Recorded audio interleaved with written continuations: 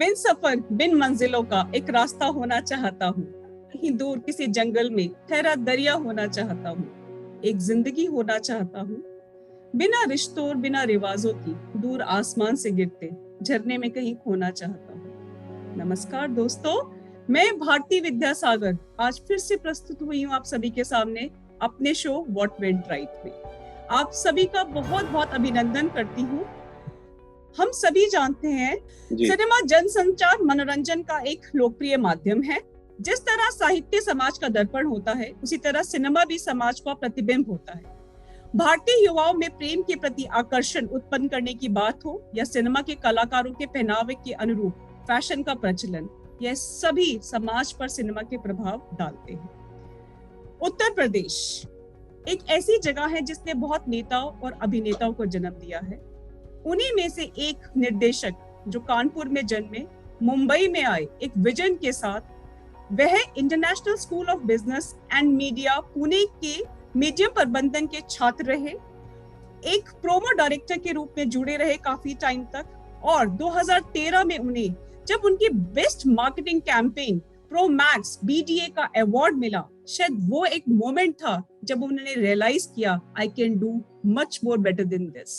और उसी एक सपने के साथ जब वहां वो सपना जन्म हुआ और 15 साल के एक पूरे के पूरे संघर्ष के बाद उन्होंने मैक्स प्लेयर के सौजन्य से एक निर्देशक के रूप में पहली बार छत्रसाल का निर्माण किया। छत्रसाल एक ऐसी रूपरेखा के रूप में आया जिसने फिल्म फेयर OTT अवार्ड 2022 का नॉमिनेशन मिला। और छत्रसाल की सफलता तो किसी की इंट्रोडक्शन की जरूरत नहीं है। अनादि चतुर्वेदी जी का मैं दिल से स्वागत करना चाहूंगी, उनकी लाइफ जर्नी का, उनके संघर्ष का, और वो समाज की जो कल्पना करके जिसको फीचर करते हैं अपनी वेब सीरीज में, अपने निर्देशन में, उसके बारे में बात करना चाहूंगी। स्वागत करती हूँ आपका बहुत बहुत, और बहुत बहुत धन्यवाद करना चाहूंगी, आपने हमें समय दिया। बहुत बहुत धन्यवाद भारती, आपने हमें बुलाया यहाँ पे अपने शो में, और मैं आपके थ्रू आपके देखने वालों को, आपके चाहने वालों को भी बहुत बहुत प्रणाम करता हूँ, उनका अभिनंदन करता हूँ जी। आप जैसे बहुत और अच्छे भारती, उससे पहले आपने जो कहा है, मैं उसको बोल दूं कि ये बहुत आपने तारीफों के पुल बांधे हैं। मैं उसमें से शायद किसी के भी लायक नहीं हूँ, और लेकिन हाँ, कुछ लोगों का प्यार है जो, या उन लोगों की दुआएं हैं और ऊपर वाले का आशीर्वाद है कि जो मैं करना चाहता हूँ उसको मैं आज की तारीख में कर पा रहा हूँ। नहीं, आप जरूर करेंगे। इतने परिश्रम के साथ 15 साल का परिश्रम करने कम नहीं होता। 15 साल के इतनी तपस्या के बाद तो ईश्वर भी मिल जाते हैं। शायद बिल्कुल कोशिश जारी रहेगी। आपकी तपस्या छत्रसाल के रूप में पूरी तरह से सफल हुई है और हमें उस चीज का पूरी तरह से प्रमाण मिला है। सो बहुत बहुत बधाई देना चाहूंगी मैं आपको छत्रसाल की सफलता की बधाई कि आप पूरी तरह से you are responsible for it, because आपने इतने दिल से उसको लिखा और इतने दिल से उसको दिखाया है छत्रसाल को कि शायद कि लोगों को पता चला कि वो कैरेक्टर है क्या। So thank you so much. बहुत बहुत धन्यवाद। आपका दिन कैसा रहा सर? कैसी शुरुआत रही आज आपके दिन की? भारती, दिन तो मेरा ना आजकल बहुत अच्छे जा रहे हैं, क्योंकि शूट हो नहीं रहा है, बारिश हो रही है बॉम्बे में। बॉम्बे में इस समय वही शूट हो रहे हैं जो बहुत अर्जेंट हैं, या जो शायद लंबे समय से मतलब शूट की तैयारी चल रही होगी जिनकी। अदरवाइज बॉम्बे में आधे से ज्यादा शूटिंग इस समय स्टॉप रहती है, या लोग बाहर की लोकेशंस पे चले जाते हैं जहाँ बारिश नहीं हो रही होती है। तो फिलहाल मेरा तो ऐसा कुछ है नहीं। मैं तो अभी बहुत मैंने जैसे आपको बताया भी था पहले भी कि मैं एक शो छत्रसाल जिसका जिक्र कर रही थी आप, उसी का एक प्रीक्वल, यानी कि छत्रसाल से पहले की कहानी जो है उस पर मैं काम कर रहा हूँ, मैं और मेरी पूरी टीम। तो अभी हम लोग उसके लिखाई में व्यस्त हैं, और इसके अलावा मैं एक फिल्म भी लिख रहा हूँ अभी, जो मैं बहुत जल्दी जनता के सामने लेकर के आऊँगा, जो कि कश्मीर पे बेस्ड है वो फिल्म हमारी। तो ये दो प्रोजेक्ट्स पे मैं काम कर रहा हूँ, तो इन्हीं में मेरा दिन बीतता है आजकल। और आज तो बहुत अच्छा दिन था, बारिश हो रही है सुबह से बॉम्बे में, और चाय की चुस्कियाँ, कॉफ़ी, और इसके लेते लेते मेरी खिड़की से ना दिखता है बाहर बहुत अच्छा। तो मैं अरे वाह। 15वें फ्लोर पे रहता हूँ बॉम्बे में। तो वहां से बारिश का एक अलग ही दुनिया दिखती है। तो तो अंदर का बॉम्बे लेखक आपको अपने ना आप जाग जाता है। हाँ हाँ, और बॉम्बे ना आपको बहुत इंस्पायर करता है, बहुत बहुत अननोइंगली। मतलब ऐसा खिड़कियों से आप देखते रहते हैं, ये बड़ी बड़ी इमारतें हैं, बारिश हो रही है, तो आपको हमेशा लगता है कि यार इससे और ऊपर जाना है। अभी आप 15 माले तक हो शायद और ऊपर तक जाना है। तो वो हमेशा इंस्पायर, आपको ये शहर में कुछ बात है वैसी। चलिए, वेरी बहुत बहुत आपको मैं बधाई देती हूँ आपकी हर सफलता के लिए, और शुरू करते हैं आपकी जर्नी। सिनेमा जन संचार मनोरंजन का एक लोकप्रिय माध्यम रहा है। चाहे आप छोटे रहे हों, चाहे हमारे पेरेंट्स छोटे रहे हों, चाहे हमारी अब की जनरेशन जो है, लेकिन जो सिनेमा है उसका एक अपना एक इम्पैक्ट है पर्सनालिटी डेवलपमेंट में। क्योंकि हम हमारा हेयर स्टाइल बदल जाता है, जैसे कि मैंने अभी अपनी अपनी इंट्रोडक्शन में भी बात कहा था कि जो हमारे ये युवा है, ये युवा पीढ़ी है, उनका चाहे हम किसी लड़की की बात करें या लड़के की, हर कोई करीना कपूर जैसा दिखना चाहता है, हर कोई सलमान खान बनना चाहता है ना। युवाओं के जो ये आकर्षण जो है, ये बहुत सालों से था। तभी धर्मेंद्र शायद अपना गांव से भागकर मुंबई आए, और ये रहा। अच्छे से हम इस चीज को जानते हैं कि समाज को बहुत अच्छे से प्रभावित करता है सिनेमा। तो किस तरह का सिनेमा बनना चाहिए और किस तरह का सिनेमा पहले बना करता था, इन दोनों में क्या आज के में आप अंतर पाते हैं? आज से सालों पहले जब आप छोटे हुआ करते थे, एक विजन रखते थे कि हाँ ये सिनेमा है, ये कलाकार है, इनका पहनावा ये है, ये प्रतिबिंब है समाज के, कुछ तो है, तभी हमें इनके जैसा बनना है। और आप तभी किसी के अनुयायी बनते हैं जब आपको लगता है कि आप अपने आप को दर्पण में देखते हैं और आपके उनके प्रतिबिंब में आप खुद को देख पाते हैं। तो आज आपको क्या परिवर्तन दिखता है पहले के सिनेमा में और आज के सिनेमा में? भारती, आपने बहुत कुछ कवर किया है अपने इस क्वेश्चन में। तो मुझे लगता है कि मुझे भी थोड़ा सा एक इलैबोरेटेड आंसर देना पड़ेगा। जहां तक मैं मानता हूं, हम में से काफी लोग जो 90s किड्स हैं, मैं भी उसी में से हूँ। तो हम लोगों ने 90s के बड़े सुंदर सुंदर गाने जो बना करते थे उस जमाने में, वो देख के सुन के हम लोग बड़े हुए हैं। और हमें वो जो बोलते हैं ना, वो एक इंस्पिरेशन जो है वो हमें वहीं से मिलती थी। तो जहां तक मैं बताता हूँ ना, मुझे आपका पहला जो आपने बोला ना कि अगर अनुयायी बनना है, तो मेरा इसमें थोड़ा सा डिफरेंस है आपसे। जो मैं कहूँगा कि मुझे लगता है हमें किसी का अनुयायी नहीं बनना चाहिए, क्योंकि ईश्वर ने हम सबको एक अनोखा गिफ्ट दिया है, जो शायद हम में से बहुत लोगों को पता होता है, कई लोगों को नहीं पता होता है। लेकिन हमारे सबके पास एक जरूर एक यूनिक गिफ्ट है जो ईश्वर ने हमें दिया है, और हमें बस वो गिफ्ट खोजना है। अगर शाहरुख खान दिलीप कुमार साहब जैसे बनेंगे तो फिर शाहरुख खान की आवश्यकता नहीं है, और अगर रणवीर सिंह शाहरुख खान जैसे बनेंगे तो फिर रणवीर सिंह की आवश्यकता नहीं।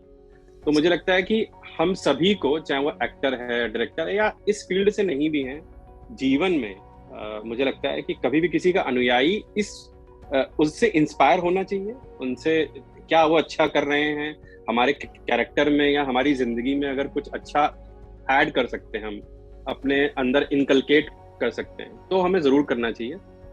बट मुझे ऐसा बिल्कुल नहीं लगता कि हमें किसी के जैसा बनना चाहिए, क्योंकि किसी के जैसा बनने, मतलब मैं एक और एग्जांपल के तौर पे बताऊं तो बेला का फूल अगर चमेली का फूल बन जाएगा तो फिर इस दुनिया में सब चमेली चमेली होगा, वो हमें दुनिया अच्छी नहीं लगेगी। हर प्रकार के फूल, हर प्रकार के फल, हर प्रकार के रंग इस दुनिया में होने चाहिए, तभी ये दुनिया रंगीन होगी, तभी ये दुनिया अच्छी होगी। तो मेरा ऐसा मानना है कि हमें अनुयायी नहीं बनना चाहिए, हमें जरूर इंस्पायर होना चाहिए, उनसे चीजें सीखनी चाहिए, और अपने जीवन के अंदर अगर हमको लाने लायक लगती है तो हमें लेके आनी चाहिए। कमिंग टू आर इंडस्ट्री, जो आपने बोला कि पहले की फिल्मों में और अभी की फिल्मों में, मुझे लगता है काफी अंतर है, और अंतर होना भी चाहिए, क्योंकि पहले के समाज में और अभी के समाज में भी बहुत अंतर आया है। मैं जैसा आपने बताया कि फिल्में जो हैं वो समाज का ही एक प्रतिबिंब होती हैं, तो मैं भी उससे काफी हद तक सहमत करता हूँ कि डेफिनेटली होती हैं, क्योंकि फिल्म जो बनाते हैं, फिल्मों में जो काम करते हैं और फिल्म जो देखते हैं, वो सब एक समाज का हिस्सा है। तो हम समाज से अलग हट के फिल्में नहीं बना सकते। हमें फिल्में हो, साहित्य हो, हर प्रकार का, वो समाज में से ही मतलब बोलते हैं जिसकी उत्पत्ति होती है और वो समाज में ही जा करके उसका कंजम्पशन होता है। तो आप समाज से बहुत इतर हट के कुछ अलग करके बहुत ज्यादा नहीं बना सकते। लेकिन मैं इतना जरूर कहूंगा कि अब की फिल्मों में मुझे अच्छाई और बुराई दोनों दिखती हैं। पहले की फिल्मों में भी अच्छाई और बुराई हुआ करती थी। मैं ऐसा नहीं बोल सकता कि पहले की फिल्मों में जो होता था वो अब नहीं होता, या वो, क्योंकि ना वो होगा ही, क्योंकि समाज बहुत बदल गया है ना। जो हम जिस प्रकार से पहले बोलते हैं ना कि आप शायद पहले अपने जिनसे आप प्रेम करते थे उनको आप शायद सालों तक मिल नहीं पाते थे, चिट्ठियों से आप प्रेम की अनुभूति करते थे एक दूसरे की। अब चिट्ठियां गायब हो गई हैं, एसएमएस आ गए हैं, व्हाट्सएप आ गया है, सोशल मीडिया आ गई है। तो अब वो समाज के सोचने का ढंग बदल गया है, समाज के का अनुभूति करने का ढंग पूरा बदल गया है। तो मुझे ऐसा लगता है कि इसीलिए फिल्में भी बदल गई। तो कुछ अच्छाइयां फिल्मों में थी पहले, जैसे मुझे लगता है कि अगर मैं कहूँ तो पहले की फिल्मों में ठहराव बहुत होता था, गहराई ज्यादा होती थी। अब की फिल्मों में मुझे ऐसा लगता है कि राइटिंग बहुत इंटरेस्टिंग हो गई है, टेक्नोलॉजी बहुत इंटरेस्टिंग हो गई है, बट मुझे ऐसा लगता है कि बहुत कम फिल्में अब गहरी बनती हैं। तो शायद थोड़ी गहराई की कमी है, लेकिन हाँ, टेक्नोलॉजी और जो जिस तरीके की स्क्रीन प्ले होता है, फास्ट पेस, ये वो अब आजकल होती है। तो इसके भी कुछ प्रोज एंड कॉन्स हैं, उसके भी कुछ प्रोज एंड कॉन्स हैं, और हमें जो जैसा है उसे एक्सेप्ट करना चाहिए, क्योंकि ये कुछ भी ठहरने वाला नहीं है, ये सब परिवर्तित होता रहेगा। अगले 5-5 साल में हर बार देखेंगे आप, ट्रेंड बदलते हैं, स्टार्स बदलते हैं, है ना, एक्टर्स बदलते हैं, डायरेक्टर बदलते हैं, फिल्मों की स्टाइल चेंज हो जाती है। आज शायद सलमान खान के जो तेरे नाम वाले बाल हैं आज शायद कोई नहीं रखेगा, है ना। तो जिसके पीछे हम लोग कभी दीवाने हुआ करते थे, तो ये है। मुझे ऐसा लगता है कि अगर परिवर्तन के नाम पे मैं बोलूंगा तो यही परिवर्तन हुआ है। इसलिए क्या है, हमारी मानवीय जो भावनाएं हैं बहुत संवेदनशील होती है। हमें बचपन से ही सिखाया जाता है कि तुम्हें किसी के जैसे बनना है। हमें जब बड़ा किया जाता है तो हमें जो इनकलकेट किया जाता है, अभी आपने बताया था, हमारे अंदर जो बहुत स्ट्रांगली इम्बाइब किया जाता है, वो हमें कुछ दिखाया जाता है। कभी बोला जाता है तुम्हें जवाहरलाल नेहरू जैसा बनना है, हीरो बनना है तो इसके जैसा बनना है। तो हमें हमारे आगे लाइन ड्रॉ कर दी जाती है, उसके बियॉन्ड हम ज्यादा कुछ सोच नहीं पाते हैं। तो शायद इसीलिए हमेशा हम किसी करेक्टर को अपने आगे लेके चलते हैं, और उसी करेक्टर को हमेशा हम लोग उसकी ही एक कॉपी बनना चाहते हैं। चलिए, बहुत अच्छी बात आपने कही कि हमें किसी के जैसे बनने की जगह हमें सीखना है उससे, लेकिन उसके जैसा नहीं बनना है, अपनी एक आइडेंटिटी को फॉर्म करना है। दादा साहेब फाल्के जी ने इस पूरी की पूरी इंडस्ट्री को स्टार्ट किया 1913 में। 1918 के बीच उन्होंने कम से कम 25 फिल्मों का निर्माण किया। जी। ये जो दौर रहा सर, ये जो दौर था पूरे टाइम का, इस दौर में जो फिल्में बना करती थी सर, वो फिल्में जो बनती थी वो बहुत ही रियल फिल्में बना करती थी, है ना, रियलिस्टिक। उसमें क्या होता था, अगर प्यार, जैसे पहला टाइम तो गया, हस्बैंड भी वाइफ को शायद कभी नहीं बोल पाता होगा आई लव यू, है ना। अभी का दौर बिल्कुल अलग है। उस टाइम पे प्यार, मुझे लगता है सिनेमा ने ही प्यार की अनुभूति करना सिखाया। सिनेमा ने ही अपने आप को कैसे एक्सप्रेस करना in the form of personification, बहुत सारी चीजें ऐसे सिखाई। लेकिन आज का जो सिनेमा है सर, वो क्या है? आज का सिनेमा आपको क्या लगता है कितना रियल है और कितना फैब्रिकेटेड है? अगर हम समाज में एक रियलिस्टिक ग्राउंड्स की बात करते तो क्या एक रियल सिनेमा है? पहले तो रियल सिनेमा नहीं था, है ना। पहले तो ऐसे ऐसे करके जो हीरोइंस करती थी, क्योंकि नॉर्मल कोई गर्ल ऐसे नहीं करेगी ना। सो पहले जो था और आज जो था, उनमें क्या डिफरेंस है? देखिए, जैसे आपने बताया ना, तो मैं वही बोलना चाहूंगा कि अब सिनेमा कभी रियल नहीं होता। पहली बात तो मैं ये कहना चाहूंगा, सिनेमा हमेशा से फैब्रिकेटेड, फेक, या जो भी शब्द आप इसके लिए इस्तेमाल करना चाहें वो होता है। सिनेमा कभी रियल नहीं हो सकता, क्योंकि सिनेमा बनता ही ऐसी चीजों से है जो रियल नहीं, ठीक है। लेकिन हाँ, उसका जो एक्सपीरियंस है वो बहुत रियल होता है हमेशा। सिनेमा भले ही रियल नहीं है, लेकिन उसका एक्सपीरियंस हमेशा रियल होता है, क्योंकि अगर ऐसा नहीं होता तो आप फिल्मों में देख करके कोई ऐसा दृश्य जिसपे आपको हंसी आती है तो नहीं आती, अगर आपको रोना आया है तो रोना नहीं आता, अगर वो अनुभूति आपकी, जिसको हम एक्सपीरियंस बोलते हैं, अगर वो रियल नहीं होता तो सिनेमा रियल कभी नहीं था, ना अभी भी है, ना पहले था। सिनेमा कभी रियल हो नहीं सकता, लेकिन सिनेमा की अनुभूति कल भी रियल थी, आज भी रियल है, और मुझे लगता है जब तक मानव जाति रहेगी तब तक रियल रहेगी।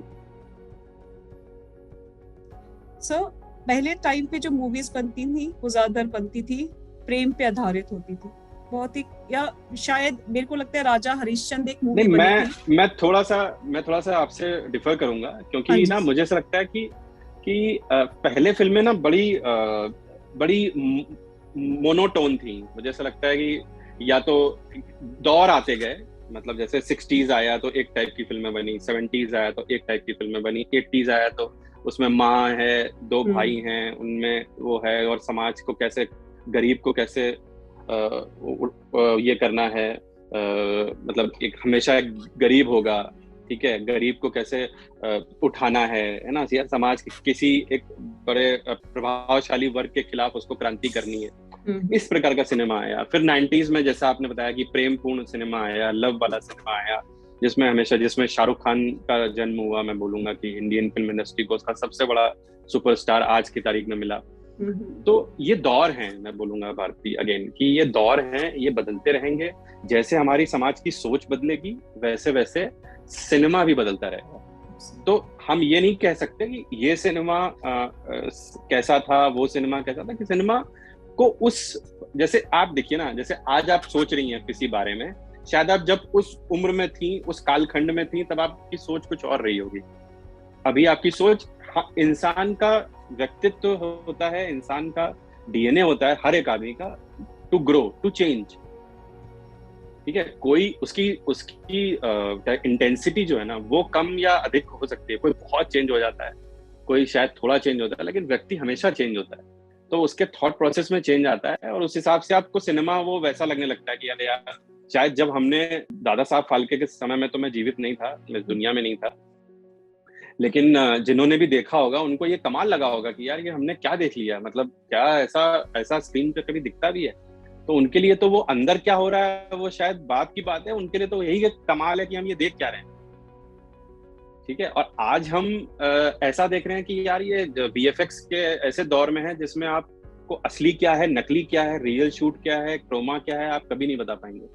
तो जिस हिसाब से टेक्नोलॉजी बदलती है, लोगों का कंजम्पशन बदलता है, उस हिसाब से सिनेमा बदल जाता है। और ये भी अगले 5 साल में बहुत चेंज होगा। अभी आप देखिए ना, 2 साल पहले जिस तरीके से सिनेमा कंज्यूम किया जा रहा था, कोविड के पहले और पोस्ट कोविड, और आसमान का अंतर हो गया है।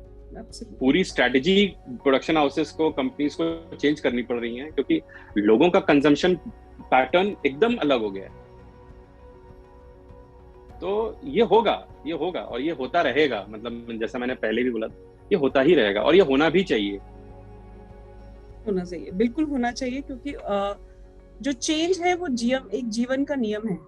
अगर हमारे अंदर चेंज नहीं होगा तो हमारी लाइफ बहुत मोनोटोनस लाइफ हो जाएगी, और वो सिनेमा भी एक मोनोटोनस लाइफ ही अगर देगा, क्योंकि सिनेमा का उद्देश्य ही क्या है, लोगों की अंदर उस मूल्यों को जन्म देना, है ना, और उनके अंदर वो एक खुशी लेकर आना। जब 3 घंटे वो जो बैठते हैं वहां पे, so we want to bring for that change in our life, right sir. एक चीज यहाँ आपसे, हर एक डायरेक्टर, हर एक अपने एक जॉनरा अपने लिए चूज करता है कि मैं इस जॉनरा के ऊपर काम करूंगा। क्या उद्देश्य रहता है एक आम जनता होने के नाते? मैं नहीं जानती कि किसी के माइंडसेट क्या होता है being a director. How do you choose your genre?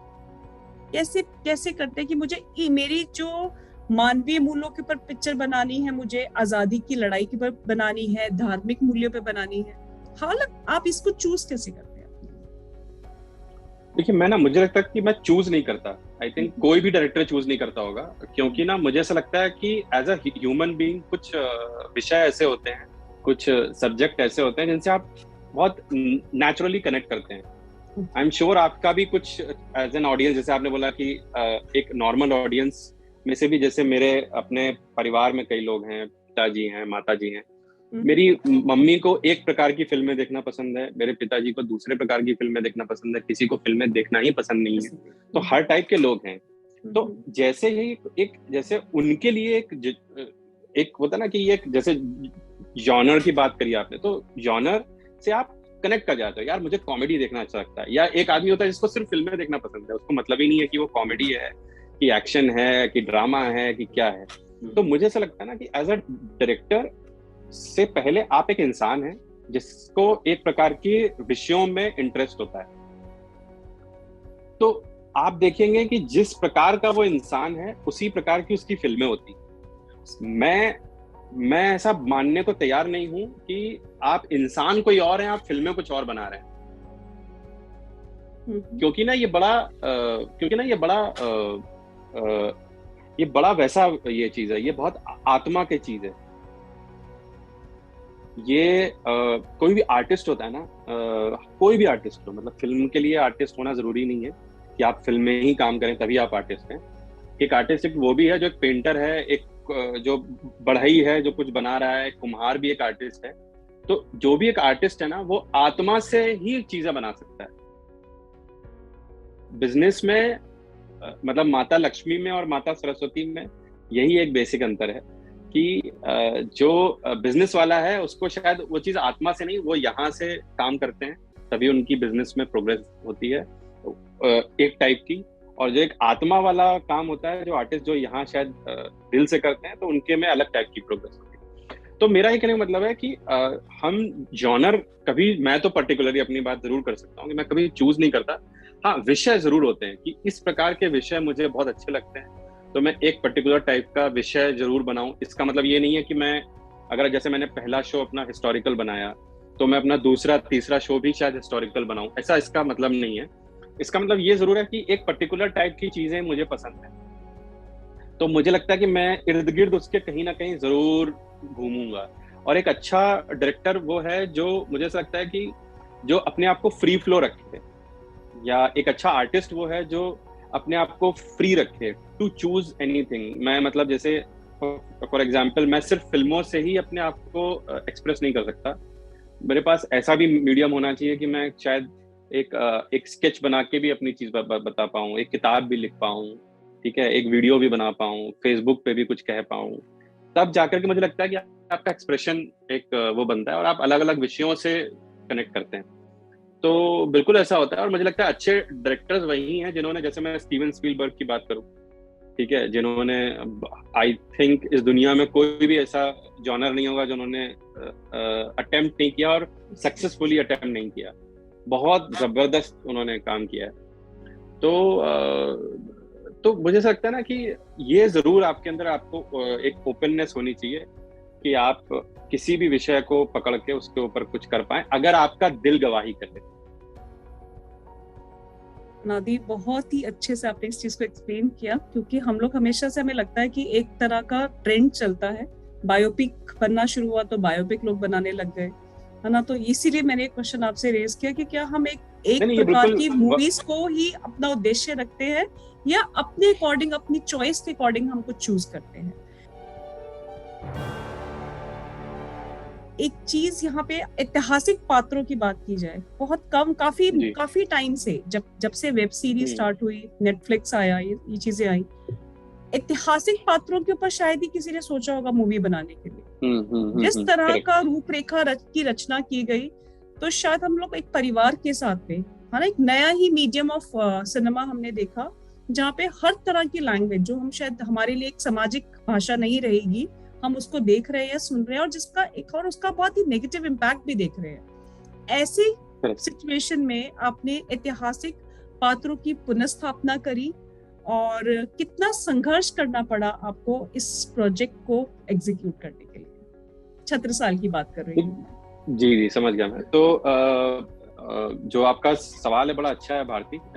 संघर्ष के मामले में मैं सिर्फ इतना कहूंगा कि संघर्ष एक्चुअली आपका एक जीवन के एक साथी की तरह आपके साथ होता है जब आप एक छोटे शहर से होते हैं या स्मॉल टाउन से होते हैं। हर स्मॉल टाउन वाला बंदा ये बात को बहुत अच्छे से जानता है।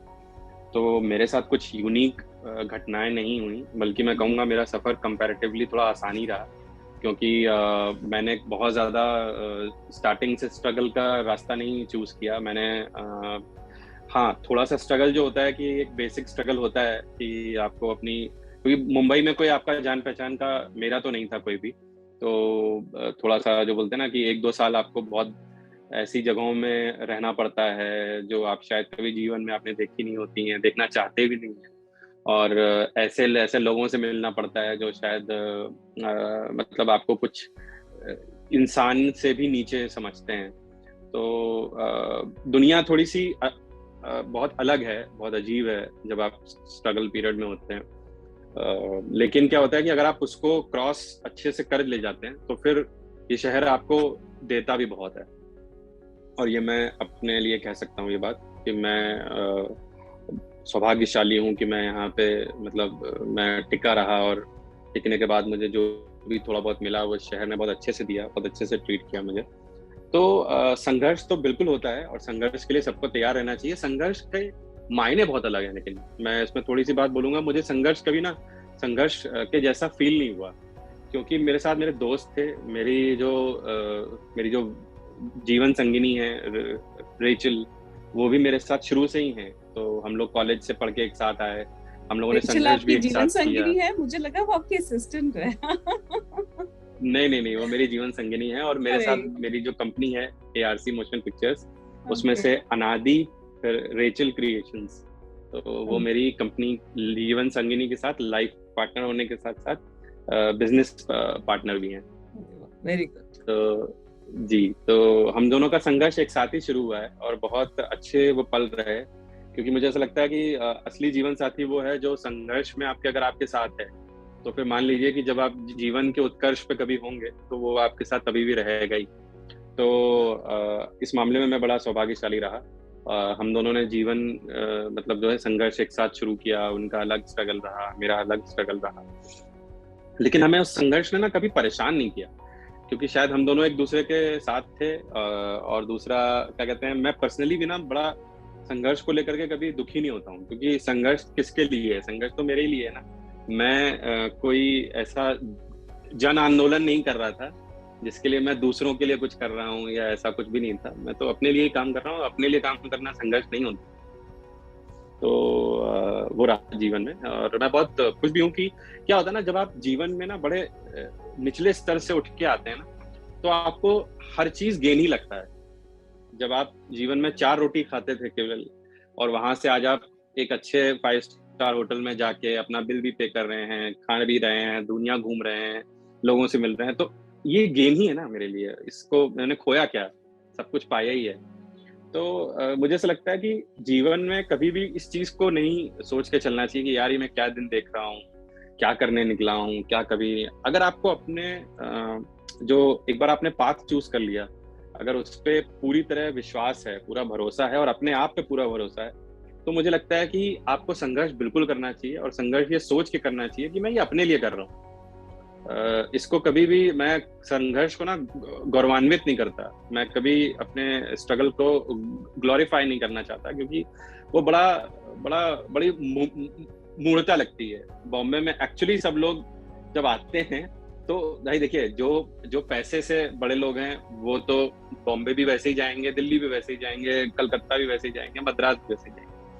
लेकिन जो एक आम आदमी के घर से निकला हुआ है, एक अलग आपने कोई लक्ष्य चूज किया है, तो वो हर आदमी किसी की जेब में 500 लेके आएगा, कोई 2000 लेके आएगा, कोई 50,000 लेके आएगा मैक्सिमम। तो मुझे ऐसा लगता है कि इसमें मैं लेके आया, मैं स्टेशन पे सोया, तो कोई बड़ी बात, बहुत लोग करते हैं ऐसा, तो मुझे इसमें कुछ बहुत बड़ी बात नहीं लगती है। और तो मुझे ऐसा लगता है, लेकिन हाँ, जर्नी आपकी कितनी इंटरेस्टिंगली आपने जी, वो बहुत मेरे लिए मायने रखता है कि हमने कितने दुख के पल भी उसमें भी क्या सुख भोगा, तो वो मेरे लिए ज्यादा ये रखता है। और मुझे ऐसा लगता है कि ईश्वर ने मुझे जो भी संघर्ष कराया, उससे मैं पहले से ज्यादा स्ट्रांग हुआ हूँ। एक मजबूती कैरेक्टर में भी आती है, आपके काम में आती है। और आप कई बार ना जब कभी भी गर्म हवा के थपेड़े आपको लगते हैं तो आप हिलते नहीं हैं, क्योंकि आपने तो वो झेले हुए हैं।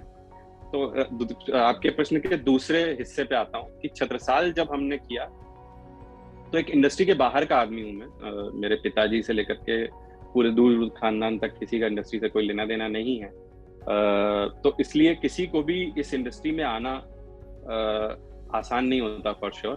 और क्योंकि आपके मीन्स नहीं होते हैं ये। और मैं ना इस पे भी 2 बातें जरूर कहना चाहूंगा कि ये हमारी फिल्म इंडस्ट्री को लेकर के बाहर एक मान्यता है कि यार ये तो सब इंडस्ट्री में अपने लोग ही घुसेड़ते हैं, ऐसा होता है। ये कुछ हद तक सही भी है, और लेकिन मैं ये कहना चाहूंगा ये हर इंडस्ट्री में होता है।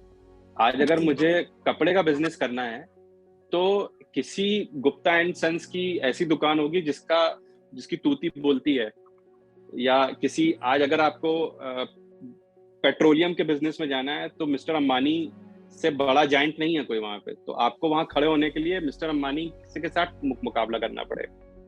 तो ये हर इंडस्ट्री में है। तो मुझे नहीं लगता कि हमारी इंडस्ट्री में या फिल्म इंडस्ट्री बड़ी अजीब है, अलग है इस मामले में, नहीं है भाई।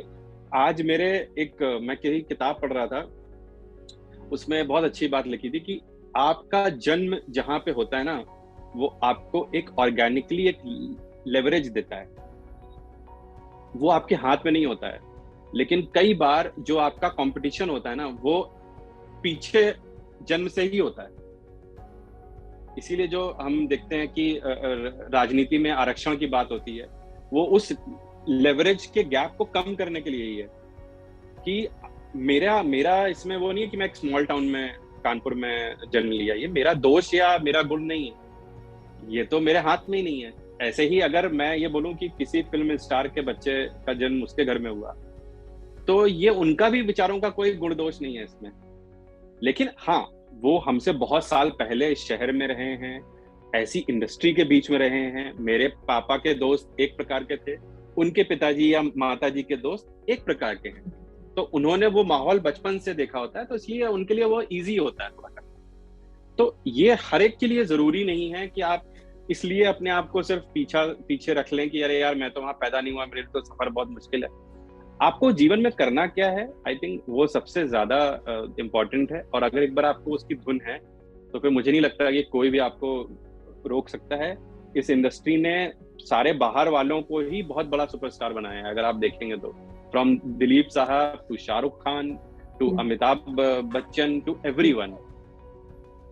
नेपोटिज्म है, नेपोटिज्म एक हद तक है, नेपोटिज्म है, नेपोटिज्म नहीं, नेपोटिज्म एक हद तक फिर मतलब मैं बोलूंगा ना, मैं अगर देखूं तो आज मतलब आप पॉलिटिक्स को देख लीजिए, पॉलिटिक्स में नहीं है क्या, है ना? आप अगर किसी बिजनेस को देख लीजिए तो बिजनेस में नहीं है क्या, है ना? कल ही आपने न्यूज़ पढ़ी होगी कि जो जियो में उनके पुत्र और पुत्री ने अब चेयरमैनशिप ले ली है। तो इसको आप ये भी कह सकते हैं कि यार उन्होंने तो अपने बेटे और बेटी को भी बनाया, लेकिन शायद उनके बेटे और बेटी इस लायक होंगे इसलिए बनाया।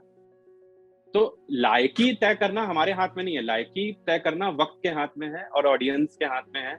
वो आप अपने आप शायद एंट्री इजी होगी, लेकिन वहां अभिमन्यु की तरह चक्रव्यूह में घुसना भले ही आपके लिए आसान हो, लेकिन चक्रव्यूह से बाहर निकलना जीत के, ये ऑडियंस के हाथ में ही होता है।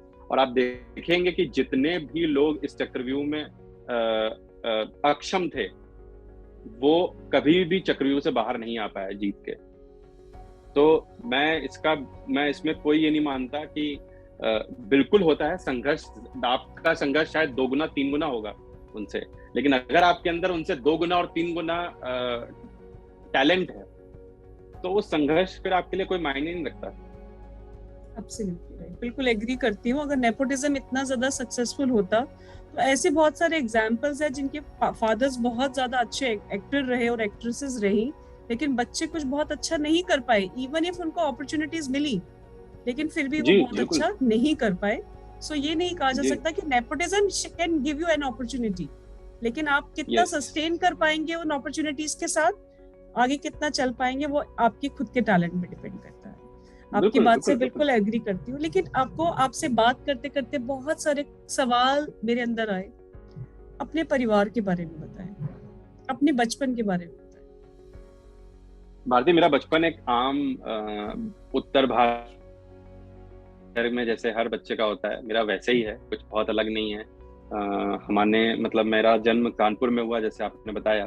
तो कानपुर ना बड़ा शहर है, मैं उस शहर से बहुत प्रेम करता हूँ। मुझे लगता है कि मेरी अंतिम सांस तक कानपुर मेरे अंदर से नहीं जाएगा, और शायद जो भी मैं बना हूँ वो शहर की देन है, क्योंकि वो शहर बहुत कुछ सिखाता है। बहुत एक तो वो उसमें ना इंडस्ट्रियल स्टेट है, बहुत बड़ा इंडस्ट्री है कानपुर में।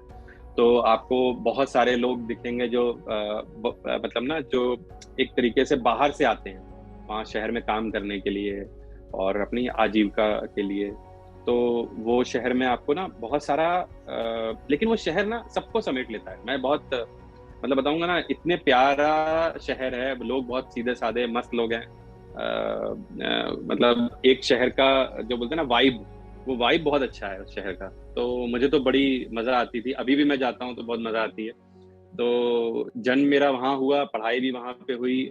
मैंने अपनी ग्रेजुएशन कानपुर से की है लास्ट। उसके बाद मैं आगे की एमबीए के लिए, जैसे आपने बताया मीडिया मैनेजमेंट के लिए, मैं पुणे आ गया। पुणे में international school of business and media से मैंने एमबीए किया। और उसके बाद फिर मैं पुणे से बॉम्बे आ गया। फिर बॉम्बे का जो सफर था वो वैसा रहा। कानपुर मैं ये बोलूंगा ना कि हर व्यक्ति को ना अपने रूट्स को नहीं छोड़ना चाहिए। मुझे ऐसा लगता है कि अभी भी जब कभी भी मैं ना थोड़ा सा जीवन में कुछ ऐसा लगता है यार अब ब्लॉकेज आ गया है, कुछ आगे समझ में नहीं आ रहा है, ऐसा कई बार होता है आपके साथ, तब मैं हमेशा कानपुर की टिकट करा लेता हूँ। और पापा में मेरे वहीं रहते हैं अभी भी। और कानपुर में आप देखेंगे तो गंगा बहती है हमारे शहर में, तो गंगा में डुबकी लगा लेता हूँ एक, और थोड़ा घूम लेता हूँ शहर में। पुराने दोस्त अगर कभी भी हैं तो उनके साथ चौक चौराहों पे थोड़ी सी बातचीत हो जाती है। तो मुझे लगता है ना वहां से एक नई ऊर्जा लेकर के मैं हमेशा आया हूँ। और एक जीवन में जब कभी भी आपको एक ब्लॉकेज दिखता है ना, या एक बोलते हैं ना ब्लाइंड स्पॉट हिट कर जाते हो आप, तो वो शहर मुझे हमेशा एक नई ऊर्जा दी है उसने। और मुझे ऐसा लगता है कि एक माँ की गोद की तरह है कि जब भी जाओ आपको मतलब वहां से सिर्फ प्रेम प्यार और एक नई ऊर्जा और एक नयापन और एक जीवन में करना क्या है वो बहुत फोकस तरीके से आपको समझ में आता है। तो जिस शहर के भी आप हैं, मुझे ऐसा लगता है हम बहुत सारे भारतीय, बहुत सारे अपनी मतलब बोलते हैं ना अपनी मातृभूमि को छोड़ के अपनी कर्म भूमि में रहते हैं। पर मुझे ऐसा लगता है कि मातृभूमि की जगह कोई नहीं ले सकता। और आपको जरूर कुछ महीने में एक बार अपना बोलते हैं ना कि रिफिल करने के लिए अपने आप को अपनी मातृभूमि में जरूर जाना चाहिए, एनर्जी रिफिल करने के लिए। एक आम आदमी से सेलिब्रिटी बना दिया आपको, ठीक है। अब कानपुर की नहीं कहीं वो, क्योंकि सोच तो कानपुर में ही डेवलप हुई ना, तो हम तो उस कानपुर को सलाम ठोकते हैं जिन्होंने हमें अनादि जैसे इतने अच्छे निर्माता निर्देशक दिए और जिन्होंने छत्रसाल जिसका निर्माण किया। छत्रसाल एक एग्जाम्पल है। बिल्कुल समझ पाऊंगी मैं कि कौन सी तरह की मूवीज आप पसंद करते हैं, लेकिन फिर भी कोई ऐसी मूवी जो अपने खाली वक्त पे बैठ के देखते हैं, जब लगता है कुछ नहीं है मेरे पास। और मुझे बिकॉज एक मूवी हर एक इंसान की जिंदगी में होती है जिसके गाने, जिसका कुछ ना कुछ पार्ट आपको हमेशा अट्रैक्ट करता है। आपके लिए मैं आपको सही बताऊं, मेरे लिए अंदाज अपना एक फिल्म है जो मैं शायद कभी भी देख सकता हूँ और कहीं से भी देख सकता हूँ। मतलब वो फिल्म ऐसी है कि उसके ना मैं उसको बिगनिंग मिडिल एंड कहीं से भी कैसे भी देख सकता हूँ। It's like evergreen, it's a true timeless classic for me.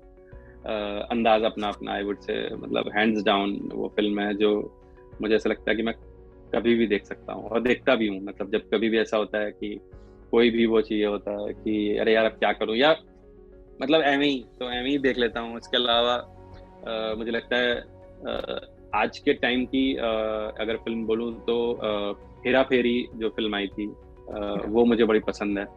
तो ऐसा नहीं है कि मैं कॉमेडी ज्यादा देखता हूँ इसलिए, लेकिन मुझे ऐसा लगता है कि ये दो फिल्मों के लिए ना आपको मतलब कुछ मेहनत नहीं करनी है। मतलब ये इट्स लाइक बड़ा प्यारा खुशनुमा फिल्में हैं, बड़ी प्यारी फिल्में हैं। मतलब शायद ये कभी बूढ़ी नहीं होंगी, मतलब वो एवरग्रीन है। और ऐसे ही आपको जब आप देख लेंगे ना, मैं शायद 60-70 साल का भी हो जाऊंगा और तभी भी मैं अगर देखना चाहूंगा तो भी मुझे हंसी आएगी। तो मुझे इसलिए बहुत पसंद है ये दो फिल्में। कर्मवादी हैं आप, कर्म करते हैं, ठीक है। और आपको क्या लगता है कि चेष्टा करनी चाहिए, कर्म करना चाहिए, और हमें कहा जाता है करके भूल जाना चाहिए। कितना इस चीज पे बिलीव करते हैं? क्योंकि हम कर्म करते हैं तो एक्सपेक्टेशन तो जरूर होती है ना। आप कुछ पढ़ाई करते हैं तो डेफिनेटली एग्जाम देते हैं और आप उसके परिणाम का इंतजार करते हैं कि जो मैंने पढ़ा उसका मेरा रिजल्ट क्या है, ताकि मैं आगे अपना फर्दर और पूरा का पूरा प्लान आउट करूं मुझे क्या करना है।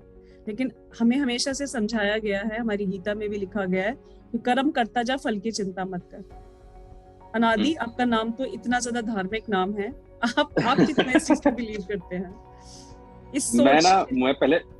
मैं पहले बिल्कुल बिलीव नहीं करता था भारती। मुझे ऐसा लगता था कि यार काम कर रहा है तो तुरंत आउटपुट दिखना चाहिए मुझे, तो आई डोंट लाइक कि ये क्या वेट क्यों करना है लाइफ में।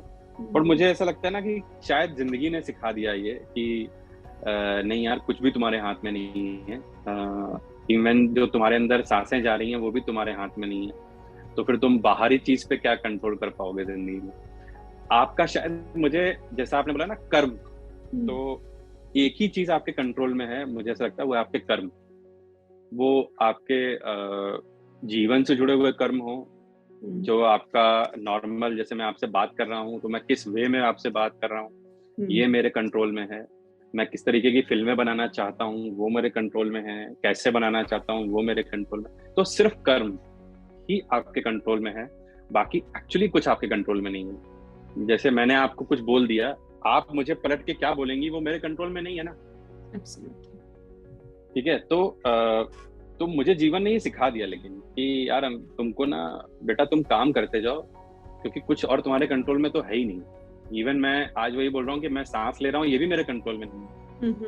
तो इसलिए मैं तो अब इसमें 100% बिलीव करता हूँ कि आप बस कर्म कीजिए और उसका फल, मुझे ऐसा लगता है कि अगर आपने सही डायरेक्शन में वो कर्म किया है ना, तो जितना आपने सोचा होता है ना उससे शायद 2 गुना 3 गुना ही आपको मिलता है।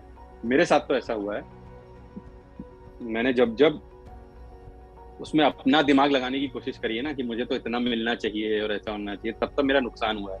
जब मैं किसी मतलब बोलते हैं ना ईश्वर पे छोड़ देता हूँ अगर, तो मुझे लगता है कि मुझे हमेशा 2-3 गुना ज्यादा मिला है। मतलब जितना मैंने सोचा भी नहीं होता है, अनबिलीवेबल परिणाम जो है ना, वो अभूतपूर्व परिणाम मेरे सामने आए हैं। तो मैं तो इसलिए अब बिल्कुल हाथ खड़े कर देता हूँ, भाई जो काम करके जयराम जी की अभी आप संभालो। तो बहुत सकारात्मक सोच वाले हैं, कहीं भी नकारात्मकता अपने ऊपर आने नहीं देते हैं, क्योंकि जहाँ हम उसका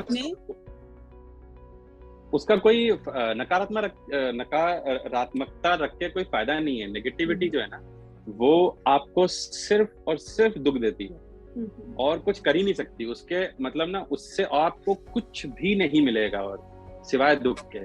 तो मैं दुख क्यों लूं यार, जब मैं जान रहा हूँ कि भाई मेरे कंट्रोल में चीजें नहीं है, तो मैं बिल्कुल छोड़ देता हूँ, फिर देखते हैं क्या होता है। और अभी तक तो मेरा नुकसान नहीं हुआ है इस चीज में।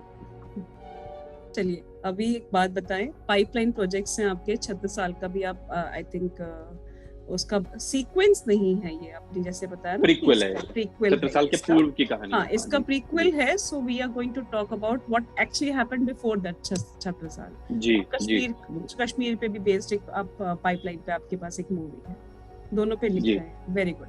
पोइट्री भी लिखते हैं, कहानियां भी लिखते हैं, संवेदनशील इंसान भी हैं, कर्मों पे भी बिलीव करते हैं। तो आपसे क्या सुना जाए, गीता का सार या एक गाना या एक कविता? देखिए, कविता तो मैं नहीं कह सकता कुछ भी, क्योंकि मुझे अपनी कविताएं मैं कुछ जो है शौक के लिए लिखता हूँ, मुझे याद भी नहीं रहती। मुझे वो पढ़ के ही अगर कभी बताऊंगा तो बता पाऊंगा। लेकिन मुझे ऐसा लगता है कि मैं छोटे शहर वालों से ना बहुत कनेक्ट करता हूँ, क्योंकि हम हमेशा छोटे शहर को ना बड़ा मतलब मैं आपके जो सुनने वाले हैं मुझे लगता है काफी लोग, क्योंकि हिंदुस्तान में 95% लोग छोटे शहरों में ही रहते हैं, तो आपके सुनने वालों में भी यही अनुपात रहेगा कि जो आपके सुनने वाले, आपको देखने वाले हैं चैनल में। तो मैं उन सबको, अगर उसमें से एक आदमी भी सुन रहा है, तो मैं उनको ये बोलूंगा कि स्मॉल टाउन आपकी कमजोरी नहीं है, स्मॉल टाउन आपकी ताकत है, हमेशा याद रखिएगा। तो आपके शहर छोटा है लेकिन आपके सपने हमेशा बड़े होने चाहिए। और मैं आपको बता रहा हूँ, वो शहर जहाँ पे आपने जन्म लिया होता है ना, वो आपकी नाभि जैसे आपकी माँ के साथ जुड़ी होती है ना, तो वही आपकी नाभि उस शहर के साथ भी जुड़ी होती है या आपके गांव के साथ जुड़ी होती है। जिस दिन वो नाभि का कनेक्शन टूट जाता है, शायद बायोलॉजिकली बहुत कम लोगों को पता होगा, लेकिन मुझे ऐसा लगता है कि ये एक फैक्ट है कि जिस दिन से वो नाभि का कनेक्शन माँ से कटता है, वहीं से बच्चा जो है ना वो थोड़ा सा वीकर होना शुरू होता है। ठीक है, अब तक उसमें ना सिर्फ मतलब जो है ना कि माँ से एक था वो, जिस दिन से वो अलग हो जाता है, और अलग होता है तो हम अपने मृत्यु की तरफ बढ़ना शुरू करते हैं। आप जिस दिन से जन्म लेते हैं उस दिन से आप अपनी मृत्यु की तरफ बढ़ना शुरू कर देते हैं। तो मुझे ऐसा लगता है कि जिस तरीके से आप माँ से अलहदा होते हैं तो वहां से आप कमजोर होना शुरू होते हैं, ठीक है। और जिस दिन आप, यही मैं बोलूंगा, आप अपनी मातृभूमि से दिल से, आपको अपने काम के लिए, मैं भी बाहर हूँ, हर कोई बाहर है, बट आप अपनी मातृभूमि से जब तक अलहदा दिल से नहीं होंगे ना, आप हमेशा मजबूत रहेंगे और आपको दुनिया की कोई ताकत गिरा नहीं सकती। आपके संस्कार कैसे हैं, आप क्या करना चाहते हैं, वो आपकी मातृभूमि ही आपको सिखाती है और अननोइंगली सिखाती है। तो मुझे ऐसा लगता है कि हर उस व्यक्ति को जो कुछ करना चाहता है, लेकिन स्मॉल टाउन में शायद मैं हूँ, अरे मैं क्या कर पाऊंगा, यहाँ तो सुविधा नहीं है, लाइट चली जाती है, पढ़ाई के लिए केंद्र नहीं है, अच्छे स्कूल नहीं है, हॉस्पिटल नहीं है। लेकिन मुझे ऐसा लगता है कि आज भारत में जितने भी सफलतम लोग हैं वो कहीं ना कहीं स्मॉल टाउन से हैं और हमारी प्रेरणा वही लोग हैं। तो मुझे ऐसा लगता है कि आपको कहीं भी अपने आप को ना कमजोर नहीं मानना है, अपने आप को हमेशा अपने सपने ऊंचे रखने हैं और इस दिशा में ही आगे बढ़ते रहना है। देखिए आपको सफलता 100% मिलेगी। नादी, ये बात अब फिल्म जगत में हम बहुत सारे एग्जाम्पल्स हैं, या तो किसी आर्टिस्ट के ही बच्चे हैं, वो नेपोटिज्म के ग्राउंड्स पे आए हैं, या स्मॉल टाउन है। और वैसे भी स्मॉल टाउन किसने बोला है? स्मॉल टाउन हमारे ही तो दिल में और दिमाग में है। हाँ ना, ये हमारे दिल और दिमाग की तो उपज है कि कोई स्मॉल टाउन है या कोई बिग सिटी से आया है। इट्स आई थिंक वो हमारे दिल का, अगर हमारे सपने ऊंचे हैं, विजन ऊंचा है और हम उसको पाने के लिए सच में बहुत कोशिश कर रहे हैं, तो डजंट मैटर कि आप कहाँ से आए। थैंक यू सो मच अनादि। कुछ बोलना चाहेंगे लास्ट में आप अपने चैनल के थ्रू ऐसे लोगों को जो मुंबई तक आना चाहते हैं, मुंबई तक पहुंचने का सपना रखते हैं, लेकिन दिल का जो डर है, हमेशा ना सफल होने का डर, विफलता का डर, कि अगर हम सफल ना हो पाए तो क्या होगा, कुछ उनके लिए बताया। देखिए, मैं इतना बोलूंगा कि सफलता, जैसे मैंने अपने पहले आपके प्रश्न में यही बोला था कि सफलता असफलता ये आपके हाथ ही में नहीं है। तो जो चीज आपके हाथ में नहीं है ना, उसका भय कैसा? उसका भय तो तब होना जब आपको लगे कि यार ये मेरे से काम गंदा हो जाएगा, खराब हो जाएगा। आपके हाथ में नहीं, आपके हाथ में सिर्फ कर्म करना है। तो मुझे ऐसा लगता है कि जिस दिन भी आपको ऐसा लगे कि मुझे ना एस्ट्रोनॉट बनना है, मेरा मन एस्ट्रोनॉट बनने का है, तो आप एस्ट्रोनॉट बनने की तैयारी शुरू कर दीजिए। आपकी कमी आपकी तैयारी में ही रहेगी, ऊपर वाले की देन में कोई कमी नहीं है। हमेशा याद रखिएगा, उसने आपका जहन में, हर आदमी को उतने ही ग्राम का दिमाग होता है, हर आदमी का दिल उतना ही बड़ा होता है, शरीर में खून भी औसतन सेम ही होता है, वही हाड़ मांस होते हैं, वही 5-6 उंगलियां होती हैं सबके, मतलब 5 और 10 उंगलियां होती हैं। तो मेरा कहने का मतलब है ना कि ये हर आदमी एक जैसा है, इसीलिए मैंने बोला कि लेकिन उसमें यूनिकनेस होती है। अपनी यूनिकनेस को पहचानिए, कभी भी सफलता असफलता से घबराइए मत, क्योंकि वो आपके हाथ में नहीं है। और एक ही चीज जो आपके हाथ में है उस पर काम कीजिए, अपने हुनर को बढ़ाइए। आज नहीं तो कल सफलता आपको मिलनी ही है, क्योंकि सफलता हमारा जन्मसिद्ध अधिकार है, हमसे कोई छीन नहीं सकता हुआ। बहुत अच्छी बात की आपने अनादि। अनादि, बहुत बहुत शुक्रिया करना चाहूंगी यहाँ पे आपका। और इतनी सारी, मतलब आप बिलीव करें, छत्रसाल देखने के बाद तो खैर मैं बहुत बड़ी फैन हो ही चुकी थी आपकी, जिस तरह का आपने एंड और बहुत ही इंतजार है मुझे इस चीज का कि मैं जल्दी ही देखूं कि अब नेक्स्ट जो है आपका प्रोजेक्ट वो क्या है। और समाज, क्योंकि हम एक को लगता है कि जैसे अभी आपने कहा था कि हर कोई अपनी चॉइस का कुछ देखना चाहता है। For a moment that is my choice, so I am really looking forward for the new pipeline projects. और ऑफ कोर्स कश्मीर पे या जल्द भी आप कुछ बनाएंगे, I am pretty sure everything will be successful and wish you a very very good luck, a very successful life and thank you so much. बहुत बहुत धन्यवाद आपका भारती, आपको भी बहुत बहुत शुभकामनाएं। आप ऐसे ही लोगों को अपने चैनल के माध्यम से बुलाते रहिए, और जो आपकी क्योंकि आपके साथ बात करना ना हमेशा बहुत एनरिचिंग होता है। तो मुझे ऐसा लगता है कि आप जितने भी लोग लेके आती हैं, अलग अलग हस्तियां, अलग अलग पर्सनैलिटीज अपने चैनल पे बुलाती हैं, तो उनसे ना बहुत कुछ सीखने को मिलता है। तो मैं सबसे ये जो भी लोग देख रहे हैं, मैं उनसे ये कहूंगा कि आज ही भारती का चैनल आप सब्सक्राइब कीजिए। और ऐसे बहुत सारे लोग हैं जो आने वाले हैं इनके पास, और बहुत अच्छी अच्छी बातें आपके साथ करने वाले हैं। तो आपको भी बहुत बहुत शुभकामनाएं भारती, आपके उज्जवल और उज्जवलतम भविष्य के लिए। अनादि, आपको एक चीज यहाँ पे शेयर करना चाहूंगी। कई बार लोग मुझसे पूछते हैं कि why do you do it, आप क्या क्यों करती है वॉटपेंट राइट, आप क्यों लोगों को बुलाती है। लेकिन जो खुशी मुझे इसको करके मिलती है, वो खुशी शायद वही कहते हैं ना, सपने को जी के जो खुशी मिलती है, वो खुशी कभी किसी और चीज को पाके नहीं मिल पाती। तो this is my brain child. जब मैं इस जर्नी को सुनती हूँ और इस जर्नी को आगे तक लेके जाती हूँ, तो मुझे लगता है हर पल हर व्यक्ति से हम कुछ सीख सकते हैं। So let's learn, let's learn. अभी बहुत कुछ सीखा मैंने आपसे, एंड डेफिनेटली कोशिश करूंगी ज्यादा से ज्यादा लोगों तक आपकी जर्नी को पहुंचा पाऊं और ज्यादा से ज्यादा लोग आपकी जर्नी से सीख पाए। थैंक यू सो मच अनादि, एंड बहुत बहुत शुक्रिया अपना इतना सारा कीमती वक्त देने के लिए। So sweet of you. Thank you, thank you. मुझे भी बहुत मजा आया आपके साथ बात करके। No doubt. ठीक है, चलिए आप अपनी बारिश और अपना लिखना एंजॉय कीजिए।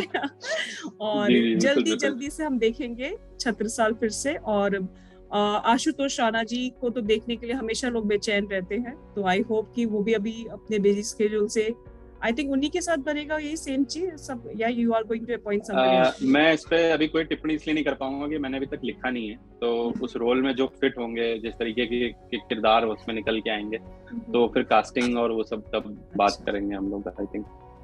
चलिए कोई बात नहीं, बट हम आपकी लेखन पर हमेशा से विश्वास करते हैं, आपके लेखन में विश्वास करते आई हूँ। छत्रसाल देखने के बाद तो हेड्स ऑफ टू यू।